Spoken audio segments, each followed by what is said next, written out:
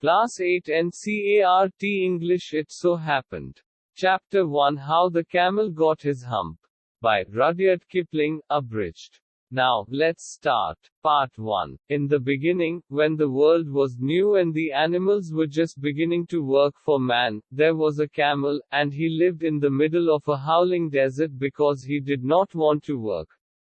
He ate sticks and thorns and prickles, and when anybody spoke to him he said, "Humph." Just humph, and no more.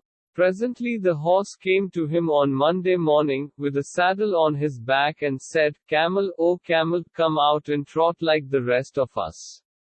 "Humph," said the camel, and the horse went away and told the man.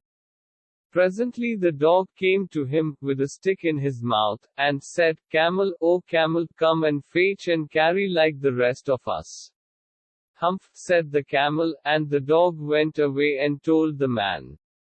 Presently the ox came to him, with the yoke on his neck, and said, "Camel, oh camel, come and plow like the rest of us." "Humph," said the camel, and the ox went away and told the man. At the end of the day the man called the horse and the dog and the ox together, and said, "Oh, I'm very sorry for you, but that hump thing in the desert can't work, or he would have been here by now, so I am going to leave him alone, and you must work double time to make up for it."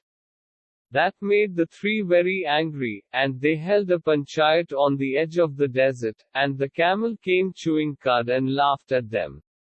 Then he said, "Humph," and went away again. Presently there came along the jinn who was in charge of all deserts, rolling in a cloud of dust. "Jinn of all deserts," said the horse, "is it right for anyone to be idle?" "Certainly not," said the jinn. "Well," said the horse, "there's a thing in the middle of your desert with a long neck and long legs, and he hasn't done a stroke of work since Monday morning. He won't trot." "Phew," said the jinn whistling, "that's my camel." "What does he say about it?" "He says, humph, and he won't plow," said the ox. "Very good," said the jinn.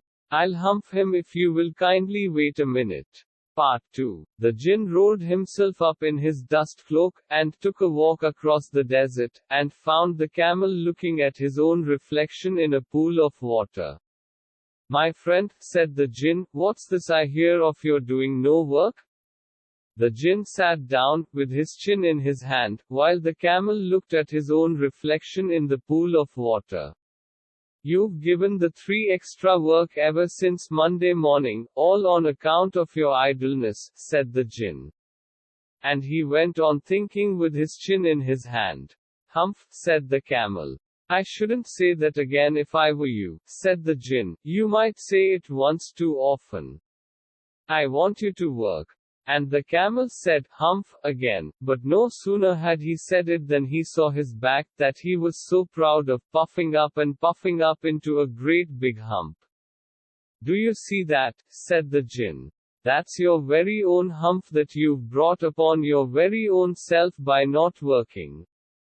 Today is Thursday, and you've done no work since Monday, when the work began. Now you are going to work."